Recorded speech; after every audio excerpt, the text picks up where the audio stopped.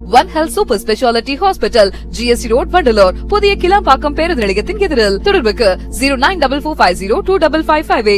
உங்க ஹெல்த்துக்கு One Health இருக்கு. பொதுவாகவே பார்த்தீங்கன்னா நடிகர்கள் ஒரே ஒரு படம் ஒன்றுன்னா தங்களுடைய சம்பளங்களை அதாவது என்ன கேட்குறோம் அப்படிங்கிறது தெரியாமல் அடுத்த படத்துக்கே பெரிய சம்பளம் கேட்குறாங்க. அப்படிதான் அசோக் செல்வன்லாம் பார்த்தீங்கன்னா தெகடி, போர் தொழில், இப்படி நிறைய படங்கள் ஓடிச்சு.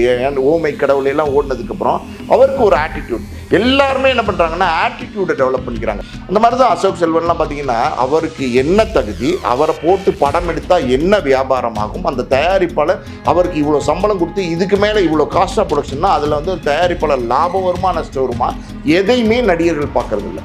சம்பளம் கேட்கறதுல ஒரு அளவு வேணும், அதை புரிஞ்சிக்கவே மாட்டேங்கிறாங்க நடிகர்கள். அதாவது ஒரு படம் ஓடனோடனே 6 கோடி ரூபா சம்பளம் கேட்குறீங்க. 6 கோடி ரூபா சம்பளம் கேட்குற அளவுக்கு உங்களுக்கு தகுதி இருக்கா அப்படின்னா முதல்ல தகுதி கிடையாது. கவின்லாம் ஆட்டிடியூட் காட்டுறாரு, பயங்கரமாக ஆட்டிடியூட் காட்டுறாரு. வெளிப்படையாக நான் சொல்கிறேன், அப்படி ஆட்டிடியூட் காட்டினா இன்றைக்கும் தொழிலாக நேசித்து நடிகர் பண்ணிக்கிட்டு இருக்காரு. அவர் யாருன்னு கேட்டிங்கன்னு வச்சுக்கோங்க, சூப்பர் ஸ்டார் ரஜினிகாந்த். இன்றைக்கும் தயாரிப்பாளர்களுக்கு மரியாதை கொடுக்குறாரு. எல்லா நடிகர்களும் அப்படி தான் இருக்காங்க. அப்படி இருக்கும்போது சினிமா தொழில் இனிமே நடிகர்கள் கையில் போனதுனால சிக்கல். ஒரு படத்தில் நீங்கள் நடிச்சிட்டிங்கன்னா, அதாவது நீங்கள் 1 லட்சம் சம்பளம் வாங்கி நடிக்கிறீங்களா, 2 லட்சம் சம்பளம் வாங்கி நடிக்கிறீங்களா, 1 நாள் தேதி கொடுக்குறீங்களா, 2 நாள் தேதி கொடுக்குறீங்களா, இதெல்லாம் விட்டுருங்க. முடிஞ்ச வரைக்கும் நீங்கள் அந்த படத்தினுடைய ப்ரொமோஷனில் கலந்துக்கணும். ப்ரமோஷன் அட்டன் பண்ணலைன்னா, வளர்ந்து வர நடிகர்கள் ப்ரொமோஷனை அட்டன் பண்ணலைன்னா அழிஞ்சு போக வேண்டியதான். அசோக் செல்வன் 10 கோடி ரூபா வரைக்கும் சம்பளம் கேட்டார். இன்றைக்கி 1 கோடி ரூபா கொடுத்து கூட புக் பண்ணுறதுக்கு யாருமே இல்லை. அசோக் செல்வனுக்கு படங்களே இப்போ கையில் இல்லை.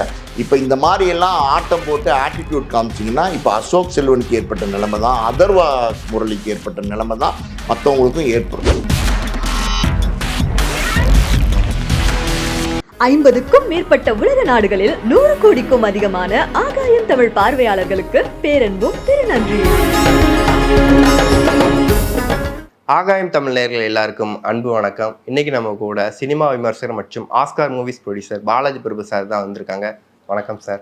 வணக்கம். எப்படி இருக்கீங்க சார்? நல்லா இருக்கேன் சார். தமிழ் சினிமா பொறுத்த வரைக்கும் வளர்ந்து வர நடிகர்கள் சம்பள விஷயத்த ஒரு கோரிக்கையை வச்சுட்டு வராங்க. அந்த வரிசையில் பார்த்தா இப்போ சமீபத்தில் கஜானா படத்தோட ஆடி லான்ச்சில் அசோக் செல்வன் ஒரு 10 கோடி ரூபா படத்துக்கு சம்பளம் கேட்குறதாகவும், ஆனால் அவருக்கு 1 கோடி ரூபா சம்பளம் கொடுக்கறதுக்கு ஆள் இல்லைங்கிற மாதிரியும் அந்த படத்தோட ஆடி லான்ச்சில் ஒரு ப்ரொடியூசர் அவங்க பேசியிருக்காங்க. இந்த விஷயம் எதனால் சார்? அதாவது பொதுவாகவே பார்த்தீங்கன்னா நடிகர்கள் ஒரு படம் ஓடணுன்னா, ஒரே ஒரு படம் ஓடணுன்னா தங்களுடைய சம்பளங்களை அதாவது என்ன கேட்குறோம் அப்படிங்கிறது தெரியாமல் நமக்கு இந்த அளவுக்கு மார்க்கெட் இருக்கா, இந்த அளவுக்கு அதாவது வியாபாரம் இருக்கா, நம்மளை வச்சு இந்த அளவுக்கு சம்பளம் கொடுத்து அந்த தயாரிப்பாளர் படத்தை எடுத்தார்னா அந்த தயாரிப்பாளருக்கு லாபம் வருமா, இது எதுவுமே தெரியாமல், எந்த கால்குலேஷனுமே இல்லாமல், சினிமாவை பற்றின நாலேஜே இல்லாமல் அடுத்த படத்துக்கே பெரிய சம்பளம் கேட்குறாங்க. ஒரு உதாரணத்துக்கு நம்ம சொல்லணும் அப்படின்னா, சமீபத்தில் டிராகன் ஒரு வெற்றி படம், அந்த படத்தை கொடுத்தவர் அதுக்கு முன்னாடி லவ் டுடேன்னு ஒரு படம் நடித்தார். அதுக்கு முன்னாடி பார்த்தீங்கன்னா கோமாளின்னு ஒரு படம் டைரக்ட் பண்ணியிருந்தார்.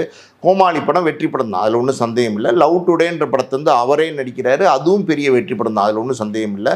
ஆனால் அதுக்கு அடுத்த படத்துக்கே பார்த்தீங்கன்னா வேற ஒரு சம்பளம் கேட்குறாரு. அதாவது அவருக்கு என்ன வியாபாரம் இருக்குது, அவருக்கு அவர் நடித்தா கூட நடிக்கிறவங்க, அந்த காம்பினேஷன், மியூசிக் டைரக்டர், ஒரு காஸ்ட் ஆஃப் ப்ரொடக்ஷனு, ஒரு தயாரிப்பாளருக்கு என்ன செலவாகும் இந்த படத்தை எடுக்கிறதுக்கு, இது எல்லாத்தையும் கால்குலேட் பண்ணி ஒரு சம்பளம் கேட்கணும். அது இல்லாமல் இமீடியட்டாக அடுத்த படத்துக்கு வேற ஒரு சம்பளம் கேட்குறாரு. இப்போ டிராகன் வெற்றி அடைஞ்சோன்னே டிராகனுக்கு அப்புறம் வேற ஒரு சம்பளம் கேட்குறாரு.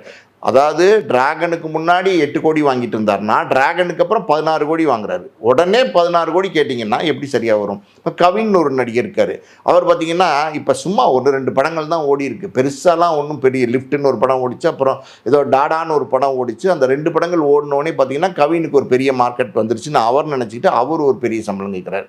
சம்பளம் மட்டும் இல்லை, ஒரு ஸ்டேஜுக்கு மேலே ஆட்டிடியூடோட காட்ட ஆரம்பிச்சிடுறாங்க. இப்போ அசோக் செல்வன்லாம் பார்த்தீங்கன்னா அப்படி தான். அசோக் செல்வன்லாம் பார்த்தீங்கன்னா தெகடி, போர் தொழில், இப்படி நிறைய படங்கள் ஓடிச்சு.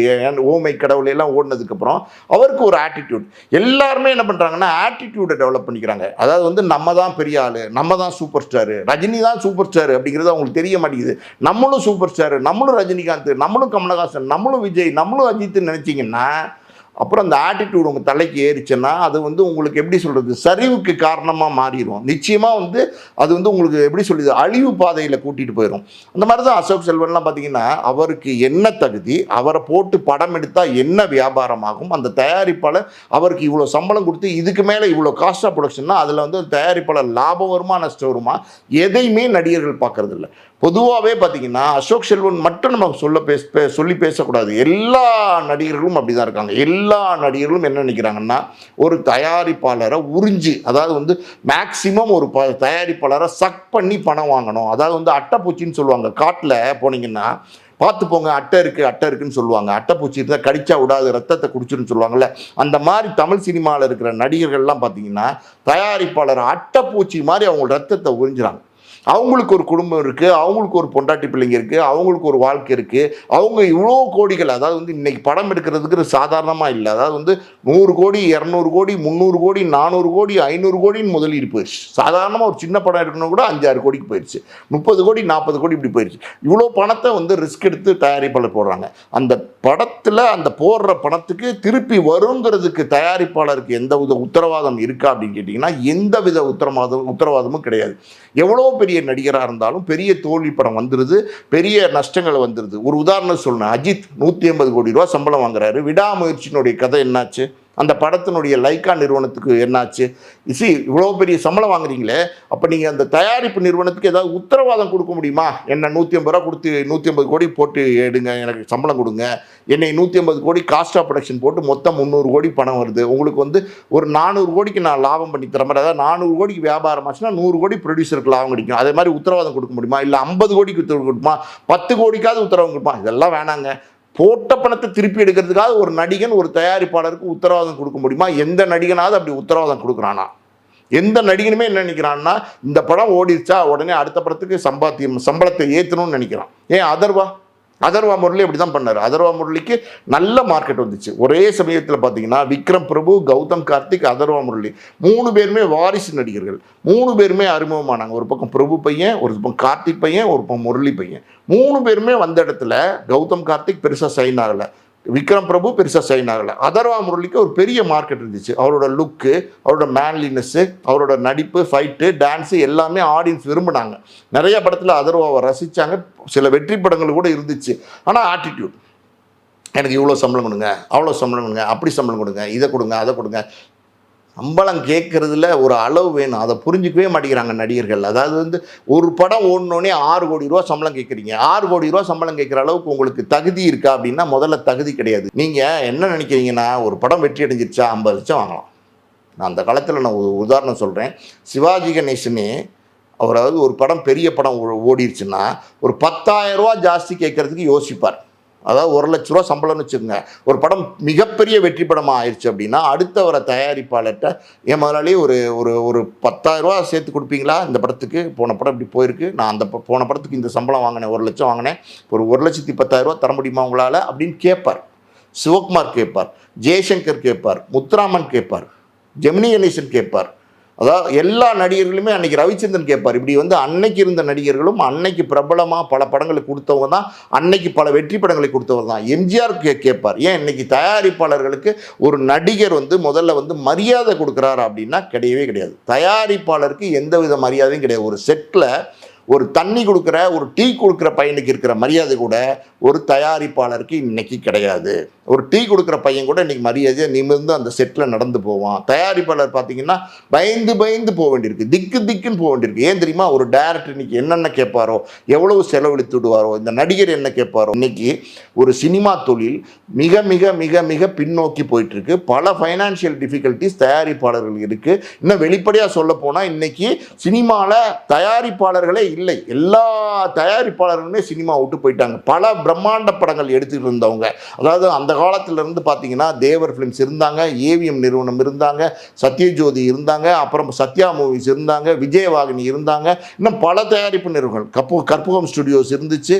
அதுக்கப்புறம் ஒரு காலகட்டத்தில் பாலச்சந்தரோட கவிதாலயா இருந்துச்சு, பாரத ராஜாவோட மனோஜ் கிரியேஷன்ஸ் இருந்துச்சு, அதுக்கப்புறம் பாலு மகேந்திரா தயாரித்தார். இன்னும் பல தயாரிப்பாளர் அடுத்த காலகட்டங்கள் பாருங்கள். அதுக்கப்புறம் லிங்கிசாமி ப்ரொடியூஸ் பண்ணார், சங்கர் எஸ் பிக்சர்ஸில் ப்ரொடியூஸ் பண்ணார், இன்னும் நிறைய கௌதம் வாசுதேவன் மேனன் ப்ரொடியூஸ் பண்ணார். இவங்கெல்லாம் யாருமே இன்னைக்கு இல்லையே. ஏன் காரணம் என்னென்னா நடிகர்களுடைய டாமினேஷன், நடிகர்களுடைய அட்ராசிட்டி ஜாஸ்தியாயிருச்சு. இப்போ ஏவிஎம் நிறுவனம்லாம் பார்த்தீங்கன்னா படங்கள் எடுத்த காலகட்டத்தில் அவங்களுக்கு முதலாளிங்கிற மரியாதை இருந்துச்சு சினிமாவில். அந்த மரியாதை இருந்தபோது நடிகர்கள் வந்து ப்ரொடியூசர் செட்டுக்குள்ளே வந்தால் எந்திரிச்சு நின்று வணக்கம் முதலாளின்னு சொன்னாங்க. எம்ஜிஆரே சொன்னார், ஒரு தயாரிப்பாளருக்கு படம் நடிக்க ஒத்துக்கிட்டு அந்த படத்தில் நடித்து கொடுக்கறதுக்கு சம்பளம் வாங்கிட்டாருன்னா அந்த ப்ரொடியூசர் உள்ளே வந்தால் எம்ஜிஆரே எந்திரிச்சு நின்று வணக்கம் முதலாளி அப்படின்னு சொன்ன காலமெல்லாம் உண்டு. இன்னைக்கு ஏதாவது ஒரு நடிகர் வந்து தயாரிப்பாளர் உள்ளே வரும்போது எந்திரிச்சு நிற்கிறாங்களா? இதோட கொடுமை என்ன தெரியுமா? நடிகன் முதல்ல அக்ரிமெண்ட் போடும்போதே ஒரு கண்டிஷன் போடுறான். என்ன கண்டிஷன்னா, தயாரிப்பாளர் செட்டுக்குள்ளே வரக்கூடாது. எங்கேயாவது நடக்குமா? எந்த தொழிலையாவது நடக்குமா? பணம் போடுற முதலாளி செட்டுக்குள்ளே வரக்கூடாதுங்கிற மாதிரியான ஒரு ரூல்ஸ் அண்ட் ரெகுலேஷன்ஸு எந்த தொழிலையாவது நடக்குமா? அந்த மாதிரி இன்னைக்கு பல தயாரிப்பாளர்கள் அந்த கண்டிஷன்ஸ்க்கெலாம் ஒத்துக்கிட்டு எப்படியாவது பொழைச்சா போதும் அப்படின்னு நினச்சி அந்த அக்ரிமெண்ட்லாம் சைன் பண்ணி இன்னைக்கு படம் பண்ணுறாங்க பார்த்தீங்களா? அதனால தான் நடிகர்கள் இன்னும் டாமினேட் பண்ண ஆரம்பிக்கிறாங்க. இன்னும் அவங்க டாமினேட் பண்ணிக்கிட்டே இருக்காங்க. இதே மாதிரி கண்டிஷன்ஸ்லாம் ஏவிஎம் பேனரில் போட முடியுமா? போட்டால் அவங்க ஒத்துக்குவாங்களா? அவங்க இந்த மாதிரிலாம் சினிமா அசிங்கமாயிருச்சுங்கிறதுனால தான் ஏவிஎம் சரவணன் சார்லாம் இன்றைக்கி படங்களே தயாரிக்கிறத நிறுத்திட்டாங்க. அவங்ககிட்ட எல்லாம் காசு இல்லையா? பணம் இல்லையா? இல்லை படம் எடுக்க தெரியாதா? எல்லாமே தெரியும், தொழில் தெரியும், பணம் இருக்குது, எல்லாமே இருக்குது. ஏன் எடுக்கிறது இல்லைன்னா அவங்களுக்கு என்னென்னா நடிகர்கள் இந்த மாதிரி அட்டகாசம் பண்ணுறாங்க. தொழிலில் வந்து தயாரிப்பாளர்களுக்கு மரியாதை கிடையாது, நடிகர்கள் தான் எல்லாமே அப்படின்னு நினைக்கிற ஒரு காலகட்டங்கள் வந்துருச்சு. அப்படிங்கிறதுனால இந்த இடத்துல போய் நம்ம கேவலப்பட வேண்டாம், இந்த இடத்துல போய் நம்ம அசிங்கப்பட வேண்டாம்னு அந்த தயாரிப்பாளர்கள்லாம் படத்தை வந்து எடுக்கிறதே நிறுத்திட்டாங்க. இந்த ஆட்டிடியூட்னு ஒரு விஷயம் இருக்குது பெரிய பார்த்தீங்களா? அது வந்து ரொம்ப ரொம்ப தப்பு. நடிகர்கள் வந்து அதை வளர்த்துக்கிட்டாங்க. இனிமேல் அவங்க மாற்றிப்பாங்களான்னு தெரில. எல்லா நடிகர்களுமே வளர்த்துட்டாங்க. அதை இனிமேல் அவங்க மாற்றிப்பாங்களா அப்படின்னா மாற்றிக்க மாட்டாங்க. பல நடிகர்கள் நம்ம உதாரணமே சொல்லிக்கிட்டே போகலாம். இன்றைக்கி வந்த கவின்லேருந்து பல நடிகர்கள் உதாரணம் இருக்காங்க. புதுசாக வர நடிகர்கள்லாம் ஆட்டிடியூட் தான். கவின்லாம் ஆட்டிடியூட் காட்டுறாரு, பயங்கரமாக ஆட்டிடியூட் காட்டுறாரு. வெளிப்படையாக நான் சொல்கிறேன், அப்படி ஆட்டிடியூட் காட்டினா நீ ஒரு விஷயத்தை புரிஞ்சுக்குங்க. நீங்கள் தொழிலாக நேசித்து அதை உண்மையாக ஒரு தெய்வமாக நினச்சி அந்த தொழிலை கடவுளாக நினச்சி நீங்கள் செஞ்சீங்கன்னா அது என்றைக்குமே உங்களுக்கு சோறு போடும். அப்படி ஒரு நடிகர் செஞ்சிட்ருக்காரு. இன்றைக்கும் தொழிலாக நேசித்து ஒரு நடிகர் பண்ணிக்கிட்டு இருக்காரு. அவர் யாருன்னு கேட்டிங்கன்னு வச்சுக்கோங்க, சூப்பர் ஸ்டார் ரஜினிகாந்த். இன்றைக்கும் தயாரிப்பாளர்களுக்கு மரியாதை கொடுக்குறாரு. தயாரிப்பாளர்கிட்ட கேட்குற சம்பளத்துக்கு அந்த தயாரிப்பாளர்கள் படம் முடியும் போது உங்களுக்கு இந்த படம் லாபம் கொடுத்துருச்சா, இந்த படம் உங்களுக்கு லாபமான்னு 4-5 தடவை கேட்டு லாபங்கிறத உறுதிப்படுத்திக்கிறார். இப்படிப்பட்ட நடிகர் இன்றைக்கி இருக்கார். அதே மாதிரி பார்த்தீங்கன்னா இன்றைக்கி லேட்டஸ்ட்டு ஸ்பெசிலிட்டிஸ் நிறையா வந்துருச்சு. ஆனாலும் அவர் எந்த ஸ்பெசிலிட்டிஸ் கொடுத்தாலும் அந்த ஸ்பெசிலிட்டிஸை ஏற்றுக்கிட்டு இதுதான் எனக்கு வேணும், இந்த 5 ஸ்டார் ஹோட்டல் தான் வேணும், இந்த 7 ஸ்டார் ஹோட்டல் தான் வேணும், அவர் நினச்சா என்ன வேணாலும் கேட்கலாம் யார் ரஜினிகாந்த். ஆனால் கேட்கறது கிடையாது. ஓகே போதும், இது போதும், இந்த கேரவன் இருக்குது சார், இது போதும், இந்த கார் இருக்குது சார், அம்பாசிடர் காரு, பரவாயில்ல நம்ம போய்க்கிறேன் அப்படின்னு சொல்லி ஏறி போகிற மனப்பக்குவம் மனநிலை ரஜினிகாந்த் இருக்குது. மற்ற நடிகர்களுக்கு யாருக்குமே இல்லை. பேர் வேண்டாம், எல்லா நடிகர்களும் அப்படி தான் இருக்காங்க. அப்படி இருக்கும்போது சினிமா தொழில் வந்து இனிமே வந்து நடிகர்கள் கையில் போனதுனால சிக்கல். சார், இப்போ நீங்கள் சொல்லியிருந்தீங்க நிறைய நடிகர்கள்லாம் காணாமல் போயிட்டாங்க. ஸோ அவங்களோட ஆட்டிடியூடு தான் இந்த அளவுக்கு அவங்க காணாமல் போனதுக்கான காரணமா சார்? நான் தான் சொல்கிறேனே தம்பி, அதாவது நான் ஒரே ஒரு சிம்பிள் கேள்வி கேட்குறேன். நீங்கள் 10 கோடி ரூபா சம்பளம் வாங்குற ஒரு நடிகராக இருக்கீங்கல்ல, ஏன் நீங்கள் வந்து உங்களுடைய பர்சனல் தேவைகள், நான் சொல்கிறது வந்து ஃபுட்டு, வாட்டர், இளநீ, ஜூஸு இதெல்லாம் விட்டுருங்க, கேரவன் இதெல்லாம் விட்டுருங்க, இது இல்லாமல் உங்களுடைய பர்சனல் தேவைகள்னு ஒன்று இருக்குல்ல, சிகரெட், தண்ணி, இந்த மாதிரியான விஷயங்கள்லாம் இருக்குது பார்த்தீங்களா, இதை கூட நீங்கள் செஞ்சுக்கூடாதா? ஏன் நீங்கள் ஒரு 1500 கொடுத்து முடி வெட்டிட்டா தப்பாயிருமா? அதை வந்து ப்ரொடியூசர் தலையில் கட்டணுமா? ப்ரொடியூசர் மட்டும் எங்கேருந்து பணம் வரும்? நீங்கள் எல்லாத்தையுமே ப்ரொடியூசர் தலையில் கட்டணுங்கிற எண்ணங்களோடு நீங்கள் வந்து செயல்படுறீங்க. இப்போ ஒரு படத்தில் நடிக்கிறீங்க, உங்களுக்கு அந்த ஃபெசிலிட்டிஸ் கிடைக்கிறதுன்னு அந்த ஃபெசிலிட்டிஸை நீங்கள் வந்து யூஸ் பண்ணுறீங்களான்னா கிடையாது, யூஸ் பண்ணுறது இல்லை. இது பேர் மிஸ்யூஸ் பண்ணி எல்லாத்தையுமே எக்ஸ்ப்ளாய்ட் பண்ணி ப்ரொடியூசர்ட்டு எல்லாமே வாங்குறீங்க. நாளைக்கு உங்களை மக்கள் வந்து ஒதுக்கிட்டாங்க மார்க்கெட் விட்டுனா, உங்களை யாருமே புக் பண்ணுறதுக்கு தயாராக இல்லைன்னா இதெல்லாம் யார்கிட்ட போய் கேட்பீங்க? சரிதானே? யார்கிட்ட போய் கேட்பீங்க? ஸோ ஒரு உயரம், ஒரு உச்சம் வரும்போது அதை பணிவாக மரியாதையாக சினிமாவில் ஒரு விஷயம் சொல்லுவாங்க. அதாவது என்னென்னா, பணிவு பாதி, அதாவது வந்து திறமை பாதி, ரெண்டும் இருந்தால் தான் சினிமாவில் ஜெயிக்க முடியும். அதுக்கு ஒரு உதாரணம் நான் சொல்கிறேன் கேளுங்க. உச்சபட்ச மியூசிக் டைரக்டராக இருந்தார் யார்? தேவா, தேனிசை தென்றல் தேவா. அவர்கிட்ட இப்பயும் போங்க, அண்ணே இவ்வளோதான் என் பணம் இருக்குது, இதில் பண்ணி கொடுங்கண்ணே, இதை முடிச்சு கொடுத்துருங்கண்ணே அப்படின்னு ஒரு சின்ன தயாரிப்பாளர் சொன்னால் அந்த காசை வாங்கிட்டு கவலைப்படாதீங்க நான் பண்ணி கொடுத்துறேன், ரீரெக்கார்டிங் பண்ணி கொடுத்துறேன், நான் ரெக்கார்டிங் பண்ணி கொடுத்துறேன், ரொம்ப பணிவாக ரொம்ப மரியாதையாக பண்ணி செஞ்சு கொடுப்பார் அந்த தயாரிப்பாளருக்கு. அந்த இடத்துல அவருக்கு திறமையும் இருக்குது, பணிவும் இருக்குது. அதனால தான் இவ்வளோ தூரம் வந்து இன்றைக்கி காலம் கடந்து கூட அதாவது இளையராஜாவை போட்டுறாங்க, தேவாவையும் பேசுகிறாங்களா இல்லையா? இளையராஜா வந்து ஆடியோ ரைட்ஸ் கேட்குறாரு, அந்த ரைட்ஸ் கேட்குறாரு, இந்த ரைட்ஸ் கேட்குறாருன்னு எல்லாரும் இளையராஜாவை இன்னைக்கு சமீபத்தில் பல சர்ச்சைகளை உருவாக்கி திட்டுறாங்க.